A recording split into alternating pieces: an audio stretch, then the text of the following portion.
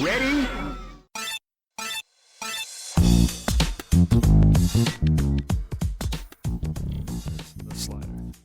Hello and welcome to Rhythm and Pixels Chat, episode 38-5. My name is Rob Nichols. And I am extremely cold. His name's actually Purnell. Every week we listen to great video game music, and every month we present it to you. But before we do that, we know how much you love to listen to me and Purnell just hang out and talk about what we've been eating, what we've been playing, what we've been eating while we've been playing. That's correct, yes. The answer is spicy vegetables. I love, I have toned it back. No spice? I know, I love the spice. I've toned back the spice. No vegetables? All vegetables.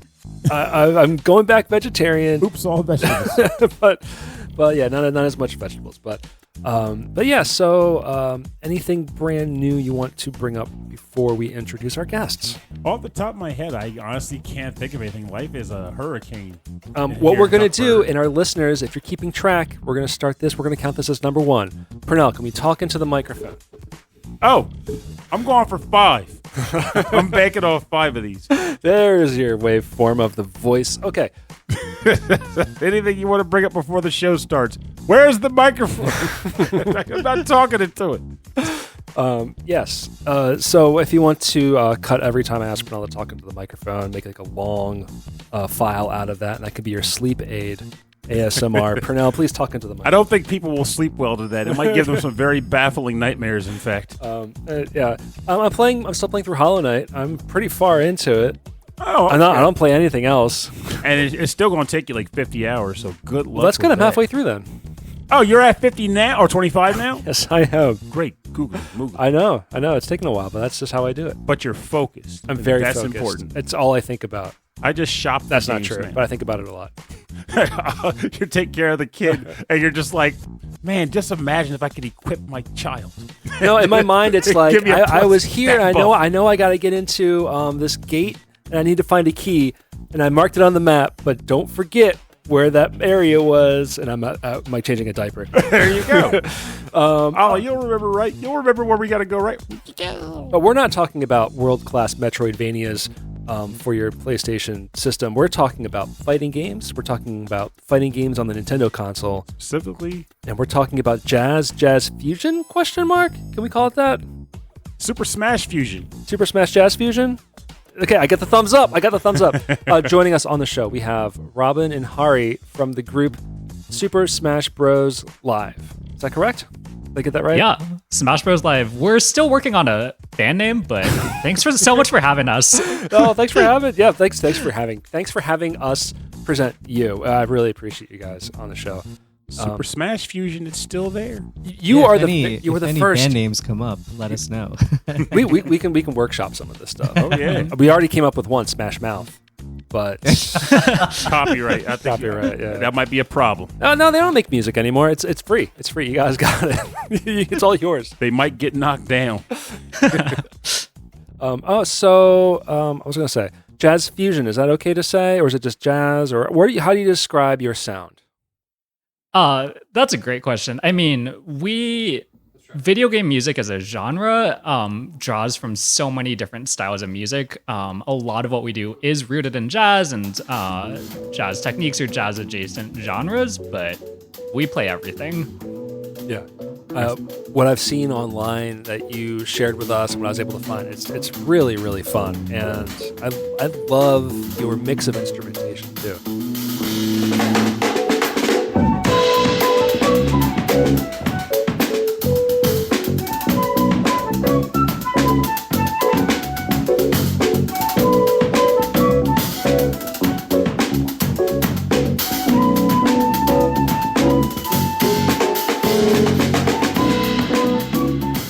Now, what I came to understand from talking to Rob and reading the emails that you provided to us is that it's not just that you play the music so much as that it's almost impromptu in that if it's a tournament that's taking place and a level gets selected during that tournament, you just kick up a jam right then and there. Is that right? Are you guys, you all are doing this while the games are being played?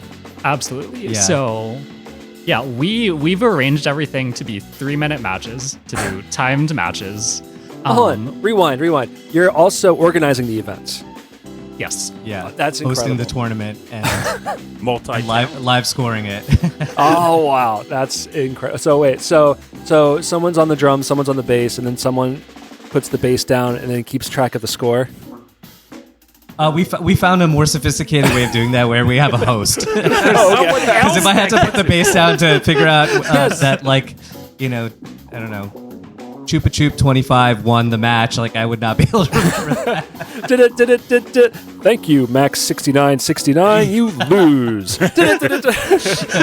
Honestly, I will say that's a very cool niche, though, because I'm pretty sure that I can't think of a single other entity that does that. Like, there's nothing else like that. The closest thing might be Bit Brigade, but that is still planned. Yeah, that's them. I feel like their gaming with the music is performance. Like that's part of the performance. Yeah, it's part of the act. The last Awesome Games Done Quick, there was a band that played all of, was it The Offspring? No, yeah, Crazy Taxi. For Crazy Taxi. Yeah, while the game was being played. That's cool. The problem was with the speedrunner was going through so fast, they would get through maybe about the first minute or two of a song, and then have to play the next one. And then after so about tough. 6 minutes, they were like repeating the same songs, but the singer was all in every single time. Wow. And I was like, this is cool. Amazing. But there's so much music in Smash Brothers. So, can you tell us, one, how did you get? I mean, how you got into the game, but how did you get into the tournament organizing, and then how did you mix that with the band? I mean, were you already playing together? Yeah, so last year I started, I went to Magfest for the first time ever, the Music and Gaming Festival, and my friend had been trying to get me to go for years, and I finally was able to make it. And one of the events there is like Smash Live, where, they have like some version of what we do. And I remember watching like this chaotic giant big band room full of like 20 different sax players and like all of these people trying to sight read a tune. And it was really fun. It was like really fun to watch the gameplay happen. And I knew I wanted to bring this back to New York and actually just start it up. So, I put together a band for this. In the initial stages, we were trying to figure out how the heck do you make this work? Because the whole idea was I just wanted to play great music. Yeah.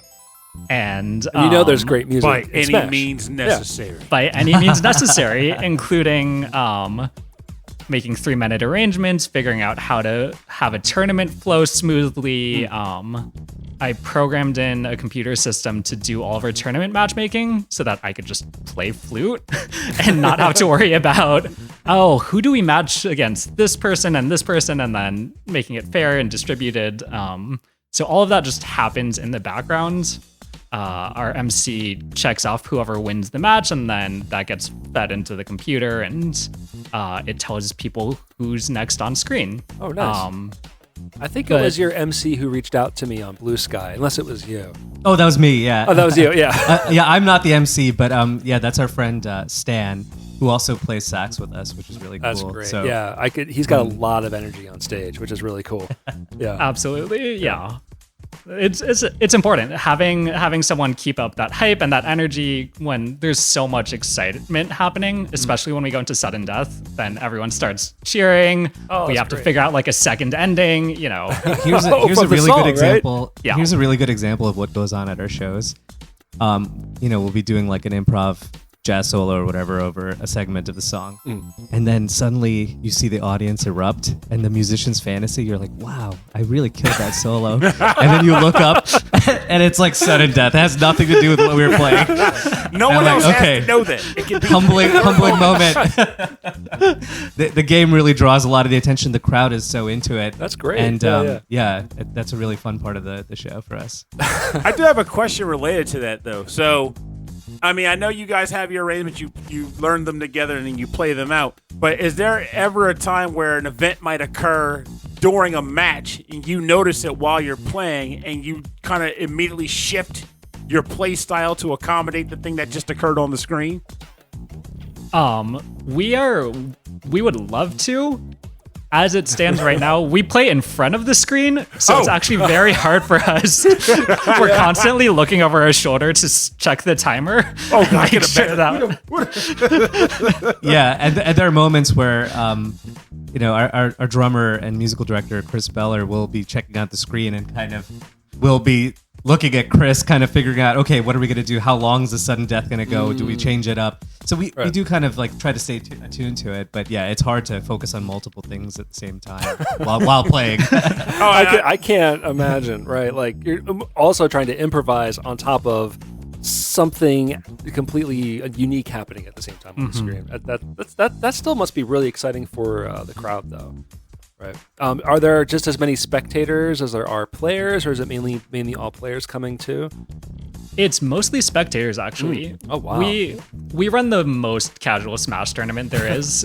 In other words, that's my kind of Smash I tournament. feel like that. Yeah, come through.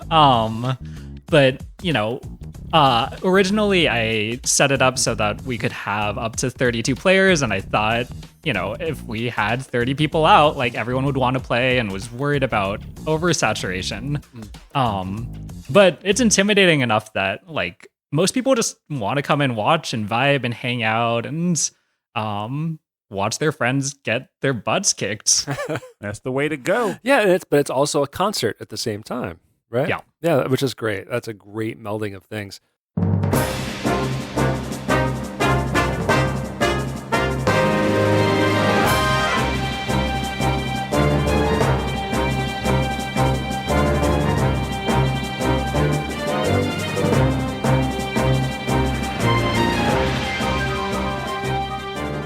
I can tell you, I mentioned this story to Rob in the past a long time ago, but back in the day when Smash was new, I was really into the game, but all I had was my little small pocket of friends that back then I had groups of people that would play games with me.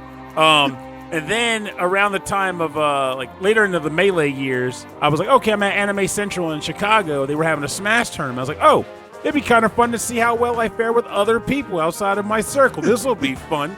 And then I sit down to play a 4-player match, and I'm like, hey guys, looking forward to having a fun match. Let's go. And the timer starts. The other 3 players gang up on me, take all of my lives. And then they all go to their respective corners, count down to 3, and have the actual match. Wow. I was like, well, I am done with random Smash matches now. Is that rude or is that common? Like, okay, this guy's a noob. Let's just get rid of him. That's pretty much what it had to be. Like, look at this guy. He's so happy-go-lucky. He doesn't know what he's in for. They hazed the heck out of him. It's a hazing, yeah. It means they love you for now. I don't think that's what hazing means, Rob. No world does hazing mean I love you. But I would not mind, getting more into a casual Smash vibe, because I am going to ask the question I got to ask if I'm talking to people about Smash. I'm going to do it. Items or no items? Oh, we do no items. Oh, no! But she likes the chaos. I'm all about that. There's no lifeline. It's pure carnage with just fists. Oh, your fist or your claws or your mittens. Yeah, claws. Because, I don't know, I've always been into I get why people like turning the items off, for sure, because I have definitely won matches by just, spamming star wands and crap. But sometimes I feel like there is definitely room for, the chaos tournament, too, where it's look. Oh, yeah. At this point, we know you're good at beating people up by parrying and waiting and dashing and such, but how about just jacking the items up to crazy levels and just seeing how you fare then? I think you get into in the world of competitive play, you have to have a level of control over, of what's happening across the match. Oh, absolutely. I used to play a lot of competitive Street Fighter, so when Smash has been a thing, I've never really had a Nintendo console, so I didn't really follow what was going on. I'd watch it on streams and stuff, but for me, Street Fighter was my thing. I would pay attention to all the Evos and all the Capcom. Which game, by the way? I was huge into 3 in the arcades. Oh, dude, that is what I'm talking about. And then 4, when 4 came out, I became obsessed with 4. And then 3 got an online port. I became obsessed with 3 again. Then 5 came out, and I tried really hard. Right? Didn't you mess with 4 for a little bit too? That was what got you to buy the Xbox. Yeah. 4, and then 3 came out online, and I played that a lot too. And then I played 4 until my Xbox broke, probably.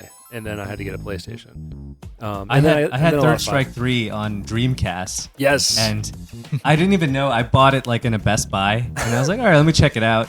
And I was like, I love this game. It's the soundtrack. It's so good. It's so good. killer and so like early 2000s, like late 90s, you know. It's the best. Yeah, Yeah, it was when that game came out. I was working at an arcade, and people just hated it. Like Marvel Capcom 2 and Third Strike, the soundtracks were so different from everything else that people just pooped on it. And I'm like, you can't. It's the best. It's so well. Marvel Capcom 2, I understand, is a little bit more Take of a... for a ride. Yeah. Yes, it has to grow. It has to grow on you like a fungus. But the Third Strike music is so unique and incredible, and it's really a big part of that experience for me. Yeah, we've been playing a lot of Jazzy NYC. Yeah, Jazzy NYC 99. Classic. That's a Love great covering that one. one. Yeah. But And maybe one day Killing Moon, the Akuma stage. Oh. Is your drummer up for that? Yeah. Yeah. Oh, yeah. Our drummer's up for everything. Oh, I love that. Can you just do like an amen break for a while? Yeah, for 3 minutes minimum. 3 minutes minimum. All right. So that does make me wonder then. So you're into Smash, you do music for the Smash Brothers games, but you just clearly went off on a tangent about other fighting games, which makes me wonder then, do you have a favorite fighting game that is not Smash Brothers? I'm guessing you might have already said yours. It sounds like you're into fighting games also, other fighting games also. So what else are you playing? Well, I mean, way back in the day, I also had Soul Calibur 1 on Dreamcast, and just something about being Voldo and just doing weird contortionist moves and knocking people off, and people the bouncing of the characters off of the stage was so hilarious because like the collision detection was so bad, and I miss that game. I miss glitchy games. Yes. I saw was it like a documentary, or maybe it was like just a YouTuber a dissertation kind of thing of the original Dead or Alive games, and I'm like, they were goofy, but like really interesting and innovative in a lot of ways. Aside from the quote unquote physics aspect of the game, having 3-dimensional characters be able to attack while their backs were facing each other, and the counter move system was really innovative for those games. It's a shame, that they were like, oh wait, but sex sells, so let's just do that. Yeah, I would always be. Me and my really good friend from high school, we would be Bass and Tina, the father-daughter combo. And I think I was Tina, and he was always Bass. Just annoyed the hell out of everyone. So about you, Robin? Yeah, I actually got my first game console very late in life. My parents were very like anti-video games. They were worried they would rot our brains out. And so I never I never got into the fighting game phase until much later because, if you show up to your friend's house who has Smash and you don't, you get your butt kicked. Oh, yeah. Yeah. So yeah, I gravitated towards Battle Tetris or Pokemon Puzzle League, Absolutely. See that you're in my wheelhouse now. See, that's where we really bonded over that stuff. Yeah. Yeah, like Pokemon Puzzle League is my jam. Devil Dice and Tetris, like regular Tetris Attack. Puzzle games are where it's at. Oh yeah, for me. puzzle games. So there was a group I used to hang with, and we had what we called Fight Club, where a Fridays we'd all get together and play every fighting game that we had. But I was always trying to get puzzle games into them because these arcade puzzle games like Tetris and Puzzle League and stuff were always versus mode, and they were designed to pit people against each other. And I always thought those were just as exciting. It is an older game, but did you ever get a chance to try a game called Magical Drop 3? No. Oh man, if you get a chance, see if you can. I think they can at least get 5 on Steam or modern consoles now. Magical Drop is a really good, fast puzzle game. Yeah, that is probably what I consider to be my absolute favorite of the puzzle games. And if you like puzzle games mixed with bullet hell games, mixed with a versus game, there's one called Twinkle Star Sprites. Yes, that came out in the late Twinkle 90s. Star Sprites. Twinkle Star Sprites. Don't let the name fool amazing. you. It sounds amazing. Yeah, it's great. I was at a convention in Florida 2 years ago, and I show up not even expecting this to happen, but my friend knows some people down there, and he goes, oh, this is my friend Purnell. He's a beast at Twinkle Star Sprites and Magical Drop. You can't take him. I was like, don't be telling people that. So next thing you know, we've got the traditional Neo Geo controllers on this giant television screen, and I'm used to playing with a normal controller, not the Neo Geo stick and buttons. So I am getting a freaking arm seizure trying to get this thing to move left and right quickly and move the guy around. And we were yelling at each other at the top of our lungs, drawing an audience. I had no idea that game could get that cutthroat and frustrating, but we were yelling at each other when we lost, like, in your face! Like, it was good. It was good. It's cute on the screen, but it's vicious in execution.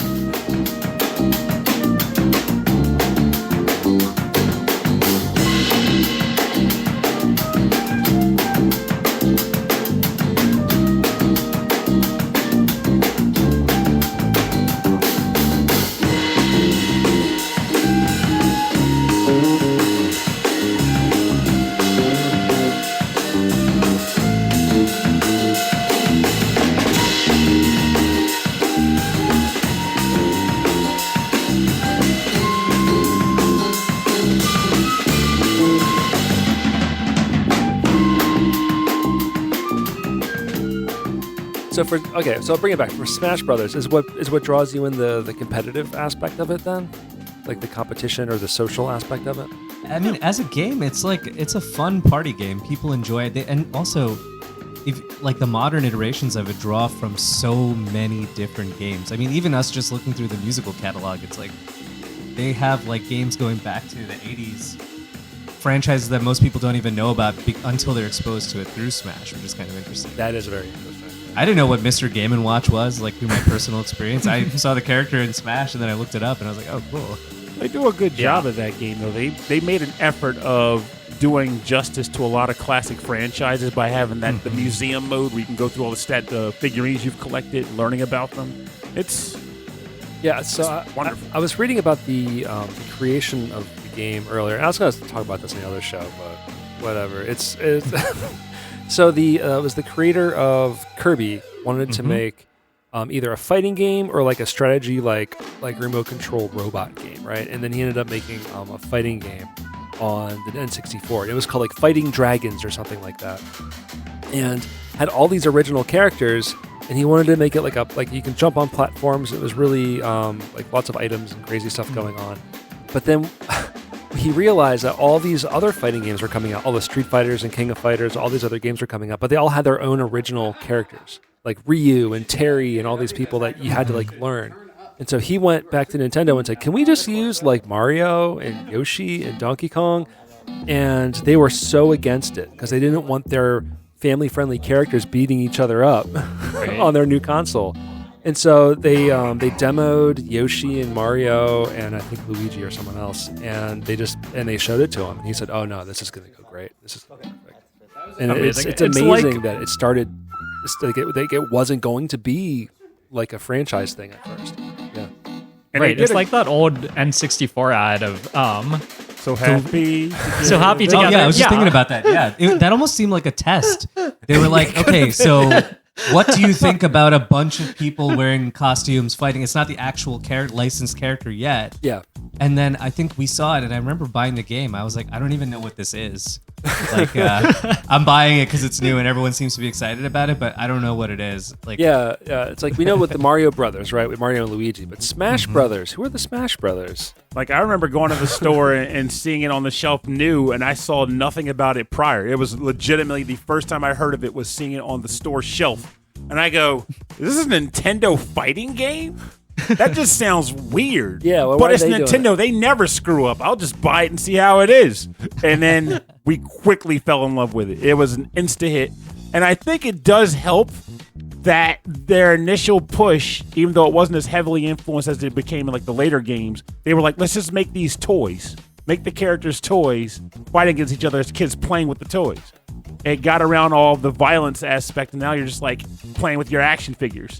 And suddenly as a fan, I don't think I realized that's what it was. That's what the conceit was that they were toys. Mm-hmm. Oh, that makes sense. They tweaked around with it bit later, like when they had like the Subspace Emissary and all that. But initially, it was just they were toys. Subspace Emissary that's Star Trek, though. That's Star Trek. Yeah, that's what we'll Romulans and Cardassian, those the MS. Okay. No, legit. I was reading about. I was googling. I don't know all the history and all the characters and stuff. So I was googling some of the characters and some of the songs, and I thought that the Google AI response was getting mixed up with some Star Trek stuff. That I legit thought that's what I was talking about. So that's very new. And new also, information. And one thing about this game I also realized too is like you realize the game started with like 12 or so characters. They're up to 89 now. Yeah. 89. I mean, yeah, I know a number of them are Echo Fighters, but when your favorite character's in the game, you probably don't care. So balance is always interesting because I guess the meta changes and then who's popular and who does well in tournaments. Do you guys have any like tournament rules that you guys impose, or is it just just come as you are and have fun? Yeah, come as you are and have fun, because it part of the event is really just giving everyone a chance to interact and engage with anything related to any of these characters. So we get people showing up who like don't play Smash at all, but like remember hearing the Zelda soundtrack from like watching their sibling play games, and it just like so we're catering super casual and super friendly and very open right now. In the future we may change that. We're always experimenting with different ideas and trying stuff out, but it's really fun to just see how much like everyone who walks in that room has some connection to this game, whether it's a character, a franchise, they think one of the characters looks cute, they spent the pandemic playing Animal Crossing, like whatever it is. Yeah. Like there's always some sort of way that people can interact and engage and like have a great time with it. The pandemic did a lot for online gaming communities, but it really was a detriment towards the in-person gaming tournaments and things like that. Did you start? I'm assuming you guys started doing this after COVID. We did. We've actually we're coming up on our 1-year anniversary. Oh, yeah. So we got this off the ground pretty quick. And I, when we were just starting out, I turned to Hari and Ezra. Ezra's our guitar player. And I was like, hey, do you want to learn 20 songs in like a month to do this show? And the best part is when we brought Chris, our drummer, in for the first rehearsal, they were like, what are we gonna play first? And Robin was like, we're gonna play Meta Knight's Revenge. And Chris just gave us this look like, okay. It's like a notoriously fast, very challenging song. And we worked our way up to that eventually. So that one took us a full year. Didn't actually work at the very beginning. But you had a goal. You had a goal and you aimed high, right? I love that. Yeah, that's awesome. All right, so we went to our listeners and said, hey, we're going to be talking about Smash Brothers. We're talking about fighting games. What do you want? Do you have anything you want to say about it? And so we're going to read some listener email, singular, because I got the message out a little late. But our good buddy Carlos, one of my favorite people in the world, writes, "Yo, Rhythm and Pixels. I have been a fighting game fan from the moment my mom felt I was old enough to hang out in the mall arcade by myself. Putting my quarter up and matching wits and fists with other players has always been my favorite pastime. I've always been a local warrior, though. I've really never ventured out to other cities to see how I stacked up. So when Street Fighter 4 came out, with decent online play, I finally had a chance to see how good I was against an endless flow of random players. I did pretty good. So I then looked into the local scene and found a group of players that got together regularly, and they were also getting ready for their first Street Fighter 4 tournament. I decided to enter, and I was really nervous. The day of the tourney, I met a bunch of people for the first time that are still some of my closest friends to this day, and I won! Made it all the way to the grand finals and winners and had a long, drag-out set with one of my favorite people in the world. They are competitive, and the salt can be real, but as my favorite fighting game player, Tokido, has said, fighting game is something so great. And that is absolutely correct. Also, Tokido earned that Evo title. That guy is a beast. And not actually the beast, but he is a beast. So that's what we have. So I feel like fighting games, Smash Brothers in particular, a lot of people have a deep connection with these characters and can really draw a community together. And that's, I feel Like that's what those games were designed to do. Like how the original Pokemon was designed to bring people together. I think fighting games are also a great way to bring communities together, and bringing them together with music, I think, is just awesome. So you guys have been doing this for a year. Do you guys have any shows coming up? This episode is going to be released. It's going to premiere on the 12th of March, 2025. So do you have some shows coming up? Yeah, so March 13th, Thursday, is our next show. It's our next Smash Bros. Live experience, and that's at OS in Chinatown. It's this really cool like gamer hub, streaming lounge. People just come in and get a day pass and play some games. They have a really nice bar and like giant LED wall that we've been using. So that's always fun. We are in the process of setting up some new events. We're looking at doing a family-friendly like Sunday afternoon, come hang out and play some Smash and listen to some good music type vibes. And we're also we've been talking to some colleges about doing some campus visits and oh, that's a great idea. Yeah. Taking the show on the road. It's the Smash Brothers Live College Tour. Yeah. We're Snoop Dogg is actually going to be opening for us. Yeah, he's actually a KK rule player, you know. Actually, yeah, I'm sure he's an avid gamer. I think he used to do gaming streams. So he did, yeah. Especially during the pandemic, he was. I think what was he doing? He fell asleep during a stream. There's some. Yeah, he left it on for like 18 hours. Yeah, he left it on, and everyone's like, "Snoop Dogg, your stream is still on." I gotta find. There's clips of that on YouTube. Those are really entertaining. I don't know how I ran into that. I mean, video games and Snoop Dogg. Video games and classic hip hop are kind of like with a Venn diagram in my brain. So, yeah.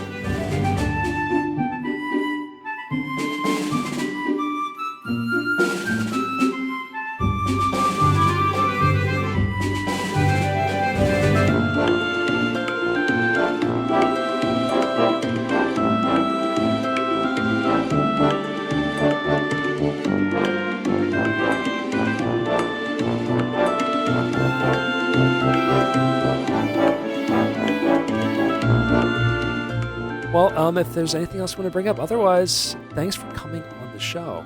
Thanks for chatting with us. Thank you so much for having us. Yeah, thanks for having us. Oh, it was a pleasure having you here. Your green screen keeps cutting out, and Robin like disappears. And I'm like, oh, I guess I guess they don't want to be on the show. Robin anymore, can phase and teleport. My bad. Yeah. Hope to meet you in person at maybe the next Magfest, or maybe we'll get an earlier panel. Or Yeah, I feel not like the I came last close slot. to seeing you already. I was in Chinatown just like 2 weekends ago, actually. So who knows? It was that close. So I missed the last one. We live close enough. We're in Delaware, so I live close enough to this thing. But I just started going, and then of course now I have a very young son. So I'd like to go next year, but we'll see if I can make it out. And definitely New York would be really cool. So Chinatown, that's not too far. That's just a train ride for us. Do you think you'd be willing or petitioning to do a Smash Brothers Live tournament / concert at a future Magfest now that you've established everything here? Absolutely, we'd love to. Some people, Purnell. Come on, pull them strings. Oh, maybe. We'll see. But I feel like if you put that up on the table, it would definitely get in. I know you said they have something similar to that, but you're dedicated to it. I think you could totally pull it off. I mean, the vibe there was so cool. Like everyone repping their favorite character. We came as Waluigi, and randomly other Waluigis would approach us, and the group selfies kept expanding. It's like there's 8 people here. I don't know any of these people, but it's so fun. Which was total accident. Yeah. I do want to ask though, since you mentioned Waluigi, I think you pretty much know the obvious question that's about to come out there now, which is that is there a character that you would like to have seen in Smash Brothers that didn't make the cut at this point? Of all the 100 and some characters, who would you like in Smash? I think we need another Fire Emblem character. Oh yeah, of course. Definitely one with a sword. They're just underrepresented. Now, when they made Robin playable, I was happy. I was like, all right, we're good. We can. We can stop making characters now. My namesake, I'm in. Is there a tetramino in the game? I think there is, right? Probably a statue. I think it's an assist trophy, maybe. Yeah, I would be L block. I want L block in. L block's pretty. L block and T block. Smash attack. You gotta be like vicious attacks, humiliation attacks too. Or Like, you S and just Z lost. block. Actually, that would be it because you pair them together. People hate those blocks. I feel like the final smash yeah. would be fun though, because it would just be a Tetris board clearing. You just be playing Tetris while the characters are dodging your pieces. Everyone just like gets cleared off the screen. Sold. So what about you, Hari? Who would be your character? You know, I really like Yoshi's Island, the game, and maybe some like old bosses from Yoshi's Island. Like there's the big, I think it's like a water drop or a dragon. It's like a blue dragon with like funny teeth. That would be kind of cool. I wouldn't mind seeing Raphael the Raven make the cut. That was the bird that ran around on the meteor in that game. Oh yeah. That would be great. And also sick music from that game too. I mean, just some classics. The all of the remixes that they put into Ultimate. It's just there's just like so 300 much. tracks. There's so much. I couldn't tell if I was downloading or finding purchasing music that from fan games or from the game itself. And I was like, this is an arrangement? This has to be an arrangement. And I feel like that's part of what makes Smash Brothers such an interesting product too, is that I know it's a fighting game, I know it can be a party fighting game, but if you're not into either of those things, the game still has merit to own just by virtue of all the music and museum details the game has inside of it. Yeah, it's become a museum of Nintendo history, almost, right? Yeah. And beyond at this point, they've gone outside of Nintendo too. Now you have all kinds of franchises. The game's popping up great, in but it belongs in a museum. it It does. Oh, it does. That's what we need. We need some more. We need movie crossovers. If I can get Vin Diesel from Fast and Furious, that'll be my character. Oh, family. The character, yeah, family. Family attack. Family. Bunch of people driving cars over the field. Who's yours, Pernell? Or the F-Zero track, technically. Mine? Yeah. Talking about character that's in the game or that's not in the game? Not in the game. Oh, boy. I got Vin Diesel in the game, so where are you going to have? Well, that's not a game character. You cheated. The Rock? Or The Rock's, I guess, technically he could be a game character. I don't know at this point. I feel like the characters that I most wanted did make the cut. Like, I was really excited to get Sora in there, and he did make it. I was one of the rare people who wanted Sora. I will say it's a sort of a cross tangent of sorts, but when they put Mega Man in there, I was happy he was in the game, but I was unhappy somewhat with his moveset, and I was hoping he would get variations to his weapons. Like, I would like to have either Mega Man X come into the game, and that would be a brand new character, or they redo Mega Man to say that you can just kind of like get variations of the different weapons from the games. You build your own Mega Man, which would be freaking amazing to me. It's a little bit much because he's not a Nintendo character, but just imagine if that's how they worked Mega Man in the game. It's like you have like how the Mii fighters are, just with Mega Man's weapons. Yeah, that would be sick. Then you would just have like a bunch of different Mega Man versus Mega Man battles. Like who has the better kit? Let's say now you're making like just a Mega Man fighting game. But that's, Hey, I'm not complaining. If Capcom wants to get on board with that, I'm not going to stop. The Mega Man battles. There were arcade games that were like the. Well, the closest we've actually come to a Mega Man fighting game was they had that Onimusha. Well, let me tell you, there's two. There was the Mega Man Power Battles. Battles, that's what it was called. Yeah, where you just fight the bosses, right? I have to check that out. Yeah, that's interesting. You can actually get that. I want to say you can get it now. Like it's not hard to get. Like get like one of those collections online. Yeah, it's in the Mega Man collections. At least the last one that came out, I think. But in addition to that, a little known fact: there was an Onimusha fighting game that was out years ago, and it was sort of in the Smash Brothers realm of like party brawlers, and you could unlock Mega Man EXE in that. Oh. So Mega Man was a fighting character in that game too. Oh, he was in Capcom Cross Tekken, but he was bad box art Mega Man. You remember that? Yeah, I forgot about He had like a big The gun. American Mega Man. It looks like a guy from like Chicago or something. Exactly. Hey guys, what's the fight at? He just got. He drank like 3 beers, ate 2 pizzas, and he's ready to fight Akuma. Honestly, that was probably one of the best gag characters to ever exist in my Very opinion. strange. Well, I don't know. The Pac-Man was very strange. The Pac-Man. There was a giant Pac-Man, but it was like a little Pac-Man piloting a giant Pac-Man robot. It was very That odd. sounds awesome. Yeah. No, it was cool, but strange. All right. Well, we're running over time. Thank you so much for coming on the show. And anytime you guys want to come back, anytime you guys want to promote something, just please send us an email or hit us up again on Blue Sky. We'd love to hear from you. Thank you so much for having us. All right. Cool. Have a good Take time. care. See ya. It was a Take care. pleasure. Have a good night. Bye.